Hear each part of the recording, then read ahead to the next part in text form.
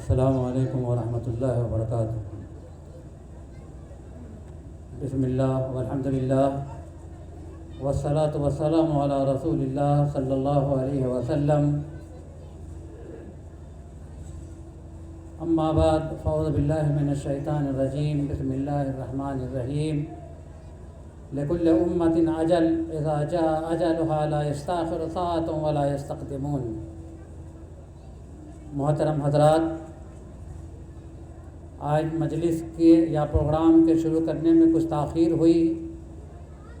وجہ معلوم ہے آپ لوگوں کو کہ اسی محلے میں ایک موت ہوئی ہے، اس کی وجہ سے کچھ تاخیر ہوئی۔ یہ موت ایک اٹل حقیقت ہے۔ ہم دعا بھی کرتے ہیں کہ اللہ رب العالمین یہ مرنے والے ان کی مغفرت فرمائے اور ان کے گھر والے اور پسماندگان کو اللہ صبر جمیل عطا فرمائے۔ انسان جو دنیا میں آیا ہے اس کو تو موت کا مزہ چکھنا ہے۔ جب اللہ کے رسول صلی اللہ علیہ وسلم دنیا میں باقی نہیں رہے تو پھر کون باقی رہے گا؟ حضرت سلیمان علیہ السلام ساری چیزیں ان کے تابع تھی، وہ بھی اس دنیا میں باقی نہیں رہے۔ لکل امۃ اجل، ہر انسان کا وقت متعین ہے۔ جب وقت متعین آ جاتا ہے تو ایک لمحے کے لیے بھی آگے اور پیچھے نہیں ہوتا۔ ہر آدمی کا وقت متعین ہے اور اس وقت متعین پہ اللہ سے ملنا ہے۔ لیکن القیس من دان نفسہ وعمل لما بعد الموت، اللہ کے نبی صلی اللہ علیہ وسلم نے فرمایا کہ عقل مند و دانا وہ ہے۔ عقل مند ہمارے معاشرے، ہماری سوسائٹی میں کن لوگوں کو کہا جاتا ہے وہ آپ دیکھ رہے ہیں، لیکن اللہ کے نبی صلی اللہ علیہ وسلم نے فرمایا کہ القیس من دان نفسہ، عقل مند و دانا وہ ہے جو اپنے نفس کا محاسبہ کرتا رہے، وعمل لما بعد الموت، اور موت کے بعد کی تیاری کرتا رہے، والعاجز من اتبع نفسہ ہواها وتمنى علی اللہ، بڑا عاجز ہے وہ انسان جو خواہشات نفسانی کے پیچھے پر آ رہا اور اللہ کے اوپر تمنائیں اور آرزویں لگایا ہوا ہے۔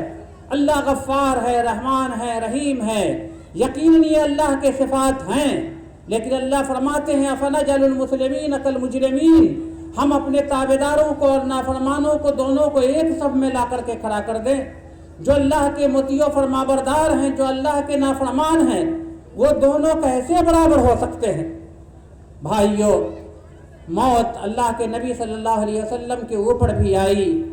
ام المومنین عائشہ صدیقہ رضی اللہ تعالی عنہ کہتی ہیں کہ نبی کریم صلی اللہ علیہ وسلم کی موت کے وقت آپ صلی اللہ علیہ وسلم کا سر مبارک میری جانگ پہ یا میری چھٹی اور میرے سینے کے درمیان تھا، آپ کا سر مبارک، اسی درمیان میں آپ کو دیکھا کہ آپ چھت کی طرف، بخاری کی روایت ہے کہ چھت کی طرف ٹکٹکی لگا کر کے دیکھنے لگے، اور اس وقت یہ جملہ فرما رہے ہیں، ارشاد فرما رہے ہیں اللہم الرفیق الاعلی۔ حضرت عائشہ کہتی ہیں کہ میں سمجھ گئی کہ اللہ کے نبی اب ہم لوگوں کے درمیان نہیں رہنے والے ہیں۔ اللہ کے ساتھ یا اللہ کی پکار کو اپنے اللہ کے نبی نے قبول کر لیا ہے۔ اور پھر حضرت عائشہ کہتی ہیں کہ اس وقت مجھے وہ حدیث بھی یاد آ گئی کہ جس وقت کہ آپ صلی اللہ علیہ وسلم صحت و تندرستی میں تھے تو ہم لوگوں کو فرماتے تھے کہ ہر نبی اللہ رب العالمین نے اس کو اختیار دیا ہے دنیا میں رہنے کے لیے یا اللہ سے ملنے کے لیے۔ تو جس وقت کہ اللہ کے رسول صلی اللہ علیہ وسلم نے یہ جملہ فرمایا تو میں سمجھ گئی کہ آپ صلی اللہ علیہ وسلم ہم لوگوں کے ساتھ رہنا پسند نہیں کر رہے ہیں بلکہ اللہ رب العالمین سے ملنے والے ہیں۔ تو یہ موت ایسی حقیقت ہے جس کو سب کو اس کے اوپر ایمان ہے اور وقت متعین ہے، ایک لمحہ کے لیے بھی آگے پیچھے نہیں۔ ہم میں کا کون جانتا ہے، آپ میں یا ہم لوگ جہاں پہ بیٹھے ہوئے ہیں، کوئی یقین کے ساتھ کہہ سکتا ہے کہ ہم خود سے اٹھیں گے یہاں سے، یا پھر ممکن ہے کہ ہماری موت اسی حالت میں ہو جائے اور ہم کو اٹھایا جائے؟ اس لیے عقل مند و دانا وہ ہے، جیسا کہ اللہ کے نبی صلی اللہ علیہ وسلم نے فرمایا کہ جو موت کے بعد کی تیاری کرتا رہے، اور آپ کی وہ حدیث مشہور حدیث ہے، انسان جب مرتا ہے اس کے پیچھے 3 چیزیں جاتی ہیں، اس کے ساتھ اس کے رشتہ دار جاتے ہیں، ان کی اولاد جاتی ہے، اور اگر مالدار ہے تو خادم ہے اور دوسرے لوگ ہیں وہ جاتے ہیں، اور اس کا عمل جاتا ہے۔ آپ نے فرمایا کہ 2 چیزیں تو واپس ہو جاتی ہیں، اور جو اس کے ساتھ باقی رہتا ہے وہ اس کا عمل ہے، عمل ہے، اسی کے مطابق سارا معاملہ ہوگا۔ دنیا کی آخرت کے مقابلے میں کیا حیثیت ہے؟ اللہ رب العالمین نے قرآن مجید میں فرمایا اعلموا انما الحیات الدنیا لعب ولہو وزینۃ وتفاخر بینکم وتکاثر فی الاموال والاولاد۔ اچھی طرح سمجھ لو کہ یہ دنیا کی زندگی لہو و لعب، کھیل تماشا، زینت، بناؤ سنگار، آپس میں فخر، مال و اولاد کی کثرت پہ فخر کرنا، بس یہی تو دنیا کی زندگی ہے۔ کمثل غیث، مثال دنیا کی زندگی کا اللہ رب العالمین نے دی، کمثل غیث، کہ جیسے کہ آسمان سے بارش ہوتی ہے اور وہ بارش زمین کے تہ میں وہ پانی جب جاتا ہے تو پیداوار نکلتی ہے، اور پیداوار جب نکلتی ہے تو کچھ دنوں کے بعد دیکھیں گے کہ وہ پیداوار پک جاتی ہے، ثم یہیج فتراه مصفرا، پھر وہ پیداوار پیلی پڑ جاتی ہے، اور ایک وقت ایسا آتا ہے کہ ثم یکون حطاما، پھر وہ ریزہ ریزہ چور چور ہو جایا کرتی ہے۔ بس یہی دنیا کی زندگی ہے بھائی، یہی دنیا کی زندگی ہے۔ اللہ کے نبی کریم صلی اللہ علیہ وسلم ایک مرتبہ مدینہ منورہ میں، عالیہ مدینے میں ایک جگہ ہے، اسی علاقے سے گزر رہے تھے۔ راستے سے جب گزرے تو ایک بکری کا چھوٹا بچہ مرا ہوا، جس کا کان بھی چھوٹا، وہ پڑا ہوا ہے۔ اللہ کے نبی صلی اللہ علیہ وسلم جب گزرے وہاں سے تو آپ نے فرمایا کہ ایکم یحب ان یکون ھذا لہ بدرہم، کون چاہتا ہے کہ یہ بچہ اس کو 1 درہم میں ہم اس کو دے دیں؟ صحابہ نے کہا کہ اے اللہ کے رسول صلی اللہ علیہ وسلم، ہم اس بکری کے بچے کو کیوں لیں گے؟ وما نصنع بہ، اس کو لے کر کے ہم کیا کریں گے؟ ہمارے فائدے کی کوئی چیز تو ہے نہیں ہے۔ تو آپ نے فرمایا کہ تم میں سے کون اس بات کو پسند کرتا ہے کہ یوں ہی مفت ہم تم اس کو دے دیں؟ کہا کہ اللہ کے رسول صلی اللہ علیہ وسلم، اگر یہ بچہ زندہ بھی ہوتا تو اس کے اندر ایک عیب ہے کہ اس کا کان چھوٹا ہے، چل جائے کہ وہ مرا ہوا ہے، اس کو لے کر کے ہم کیا کریں گے؟ آپ صلی اللہ علیہ وسلم فرماتے ہیں فواللہ للدنیا اہون علی اللہ من ھذا علیکم، اللہ کی قسم یہ دنیا اللہ کے نزدیک اس بکری کے بچے سے بھی زیادہ حقیر ہے، اس کی کوئی حیثیت نہیں۔ یہ اللہ کے نبی کریم صلی اللہ علیہ وسلم نے فرمایا۔ اور ایک حدیث میں فرمایا کہ دنیا آخرت کے مقابلے میں ایسے ہی ہے جیسے کوئی آدمی اپنے انگلی کو سمندر میں ڈالے، فَلْيَنْظُرْ بِمَا يَرْجِعُ، اور دیکھے کہ سمندر میں جو انگلی اس نے ڈالی ہے اس انگلی کے ساتھ کتنا پانی نکل رہا ہے۔ سمندر کا کو ایک طرف ذہن میں رکھیے اور اس کی انگلیوں میں کتنا پانی، بس یہی دنیا کی حقیقت، یہی دنیا کی حقیقت ہے۔ عبداللہ بن مسعود رضی اللہ تعالیٰ عنہ بیان کرتے ہیں کہ نبی کریم صلی اللہ علیہ وسلم ایک نکلی چٹائی پہ سوئے ہوئے ہیں، چٹائی کے بناوٹ کے نشانات جس میں اتھر پہ پڑ گئے۔ عبداللہ بن مسعود نے کہا کہ اللہ کے رسول صلی اللہ علیہ وسلم، اگر اجازت ہو تو ہم آپ کے لیے ایک گدا بنا دے جس کے اوپر آپ آرام کریں گے۔ آپ نے فرمایا کہ مالی والی دنیا، دنیا سے میرا کیا تعلق ہے، کیوں اس طرح کی باتیں سوچ رہے ہو؟ میری مثال تو اس مسافر کی طرح ہے جو سفر کر رہا ہے، کل سفر کرتے کرتے تھک گیا، استظل، اور تھوڑی دیر کے لیے کسی سایہ دار درخت کے نیچے بیٹھ گیا سایہ حاصل کرنے کے لیے، ثم راح فترکہ، پھر وہاں سے آگے بڑھ گیا اور اس درخت کو وہیں پہ چھوڑ دیا۔ بس یہی تو دنیا کی زندگی۔ اور ایک مرتبہ حضرت عمر فاروق رضی اللہ تعالیٰ عنہ جب نبی کریم صلی اللہ علیہ وسلم کے پاس ایک موقع پہ گئے تو دیکھا کہ نبی کریم صلی اللہ علیہ وسلم کے گھر میں، معلوم ہوا کہ یہاں پہ 7:45 میں اذان ہے، یہاں پہ اچھا اچھا اذان کے بعد تھوڑی دیر 5 منٹ میں انشاءاللہ ختم کروں.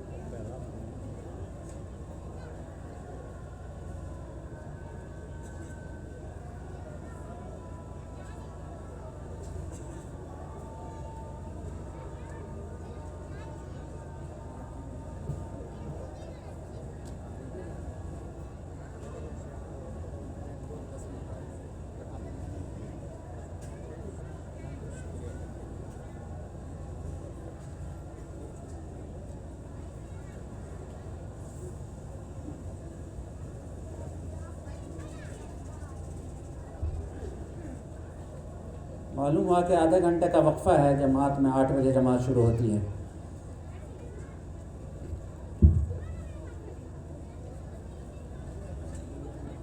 تو اس دنیا کی حقیقت کے تعلق سے کچھ باتیں ہو رہی تھی. بہرحال دنیا سے تعلق یہ کوئی بری بات نہیں ہے. آپ صلی اللہ علیہ وسلم کی حدیث ہے, آپ نے فرمایا کہ ما قل وکفا, جو چیز کے کم ہو اور زندگی گزارنے کے لیے کافی ہو جائے, خیر مما کثر والھا, بہتر ہے اس کے مقابلے میں جو زیادہ ہو لیکن اللہ کی یاد سے مشغول کر دینے والی چیز. اللہ کی یاد سے مشغول کر دینے والی چیز, ایسے چیزوں سے پناہ مانگنی چاہیے. انسان کی زندگی مختصر ہے. آخرت کی تیاری, آخرت کی جواب دہی کا تصور, یہ بڑی بنیادی چیز ہے. ہر مومن کو اس کا احساس ہونا چاہیے اور اس کی وجہ سے بہت سارے غلط کاموں سے آپ اپنے آپ کو محفوظ کر لیں گے. نبی کریم صلی اللہ علیہ وسلم جن کے اگلے پچھلے سارے گناہ معاف, اس نبی کا کحال کیا ہے چھوٹی چھوٹی باتوں کو لے کر. عبداللہ بن شقیر رضی اللہ تعالیٰ عنہ ایک صحابی ہے, وہ کہتے ہیں کہ جب میں آیا تو دیکھا کہ نبی کریم صلی اللہ علیہ وسلم نفل نماز میں مشغول ہیں, رو رہے ہیں, زارو قطار رو رہے ہیں, اتنا رو رہے ہیں کہ ہچکیاں بندھ گئی آپ صلی اللہ علیہ وسلم. ایسا لگ رہا تھا جیسے کہ چولہے پہ ہانڈی پک رہی, ہانڈی میں جو کھانا تیار ہوتا ہے اس سے جو آواز پیدا ہوتی ہے یا چکی چل رہی ہو, اس طرح کی آواز آپ صلی اللہ علیہ وسلم کے سینے مبارک سے نکل رہی. ابو بکر صدیق رضی اللہ تعالیٰ عنہ نے آپ صلی اللہ علیہ وسلم سے کہا کہ اے اللہ کے رسول صلی اللہ علیہ وسلم, آپ وقت سے پہلے بوڑھے ہو گئے, یہ وقت نہیں تھا کہ آپ کا بال سفید ہو جاتا. تو آپ صلی اللہ علیہ وسلم نے فرمایا کہ مجھے سورہ ہود, سورہ مرسلات, عما یتساءلون, ان سورتوں نے بوڑھا کر دیا ہے. اس میں آخرت کا ذکر ہے, قیامت کا ذکر ہے ان آیتوں میں, ان سورتوں میں. تو ان سورتوں نے مجھے بوڑھا کر دیا. آخرت کی جواب دہی کا جب انسان کے اوپر تصور ہوتا ہے تو آخرت کے لیے تو اس کے لیے کوشش بھی کرتا ہے. ابو بکر صدیق رضی اللہ تعالیٰ عنہ عشرہ مبشرہ میں سے ہیں, دنیا ہی میں جن کو جنت کی بشارت دے دی گئی. ایک باغ میں, ایک کھجور کے باغ میں داخل ہوتے ہیں, ایک گوریا, ایک چڑیا ایک درخت پہ بیٹھی ہوئی ہے, چہک رہی ہے, اسی سے کچھ کھا بھی رہی ہے. ابو بکر صدیق نے کہا کہ کاش کہ میں یہ چڑیا ہوتا تاکہ کل قیامت کے دن مجھے حساب و کتاب نہ دینا پڑتا. یہ ایک مومن کی صفت ہے. حضرت عمر فاروق رضی اللہ تعالیٰ عنہ ایک مرتبہ زمین سے ایک تنکا لیا اور کہا کہ کاش کہ میں یہ تنکا ہوتا کہ کل قیامت کے دن مجھ سے حساب و کتاب نہ لیا جاتا. ام المومنین عائشہ صدیقہ رضی اللہ تعالیٰ عنہ اپنی موت سے کچھ پہلے جب عبداللہ بن عباس رضی اللہ تعالیٰ عنہ ان کے پاس گئے اور ان کی کچھ تعریف کرنے لگے کہ آپ کا بڑا اونچا مقام ہے، آپ یہ ہیں وہ ہیں، وقت کم ہے، تو ام المومنین عائشہ صدیقہ رضی اللہ تعالیٰ عنہ نے کہا کہ داہو ان باتوں کا تذکرہ مت کرو. اللہ کی قسم میں یہ چاہتی ہوں کہ کاش کہ میں انی کنت نسیا منسیا، میں بھلا دی گئی ہوتی، دنیا میں میرا کوئی نام لینے والا نہ ہوتا. میری یہ خواہش.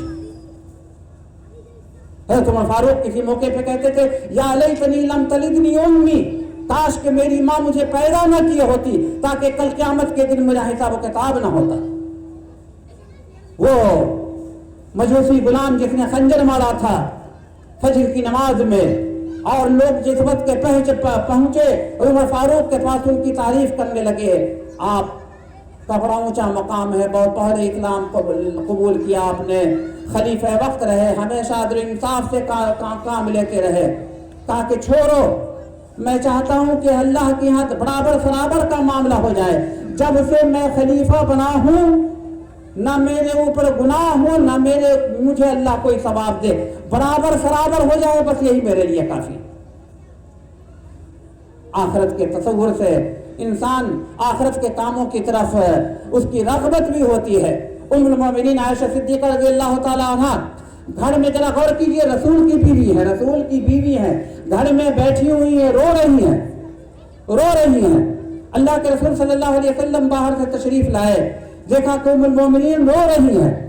آپ نے پوچھا حضرت عائشہ سے معیوب کی کہ یا عائشہ تم کو کون سی چیز رلا رہی ہے؟ حضرت عائشہ نے کہا کہ اللہ کے رسول صلی اللہ علیہ وسلم ابھی میں بیٹھی ہوئی تھی، ذکرت النار فبکیت، جہنم کی یاد آ گئی اس لیے میں رونے لگی ہوں. جہنم کی آگ، اس کو یاد کر کے میں رونے لگی ہوں. هل تذکرون اہلیکم یوم القیامہ، کہ آپ اپنے گھر والوں کو قیامت کے دن یاد کریں گے؟ اللہ کے رسول صلی اللہ علیہ وسلم. آپ صلی اللہ علیہ وسلم نے ام المومنین کے سوال کے جواب میں فرمایا عائشہ 3 مقامات ایسے ہیں جہاں کوئی کسی کو یاد نہیں کرے گا. ذرا غور کیجئے، 3 مقامات ایسے ہیں جہاں کوئی کسی کو یاد نہ کرے گا. ایک عند المیزان، اعمال کے وزن کیے جانے کے وقت، ایخف میزانہ ام یثقل، تو اس کے ترازو کا پلہ جو ہے وہ بھاری پڑ رہا ہے یا ہلکا پڑ رہا ہے. اور عند الکتاب، اعمال کے دیے جانے کے وقت داہنے ہاتھ میں دیا جا رہا ہے یا بائیں ہاتھ میں دیا جا رہا ہے. داہنے ہاتھ میں یہ کامیابی کی علامت ہے، نعوذ باللہ، اللہ محفوظ رکھے. نام اعمال بائیں ہاتھ میں دیا جائے گا، یہ ناکامی کی علامت ہے، خسارے اور گھاٹے میں ہے. اور عند الصراط اذا وضع بین ظہري جہنم، پل صراط کے پار کرنے کے وقت جس وقت کے جہنم کے اوپر لا کے رکھا جائے گا، وہ بھی بڑا نازک وقت ہوگا، کوئی کسی کو یاد نہیں. جب نبی اپنی بیوی کو اپنے بال بچوں کو بھول جائیں گے تو دوسرے لوگوں کا کیا کہنا ہے، ذرا اندازہ لگا. اس لیے بھائیوں، میر انیس کے ان اشعار پہ میں اپنی بات کو ختم کر رہا ہوں. دنیا کے تعلق سے انہوں نے بڑی اچھی بات کہی ہے کہ جا گورے غریباں پہ نظر بڈال بعبرت، کھل جائے گی تجھ پہ تیری دنیا کی حقیقت. عبرت کے لیے دیکھ کسی شاہ کی تربت اور پوچھ کدھر ہے وہ تیری شان حکومت. کل تجھ میں بڑا تھا جو غرور، آج کہاں ہے؟ اے کاس اے سر بول تیرا تاج کہاں ہے؟ اللہ رب العالمین سے دعا ہے کہ اللہ کہنے سے زیادہ عمل کی توفیق عطا فرمائے، ہمارے کاموں میں ہماری باتوں میں اللہ اخلاص عطا فرمائے، اور ہماری جب موت ہو تو اللہ ایمان کے اوپر ہمارا خاتمہ فرمائے، اور قبر میں اللہ منکر نکیر کے سوال و جواب میں ہمیں ثابت قدمی عطا فرمائے. آمین. آخر دعوانا الحمد للہ رب العالمین. اقول قولی ھذا واستغفر اللہ لی ولکم اجمعین واستغفروہ انہ هو الغفور الرحیم.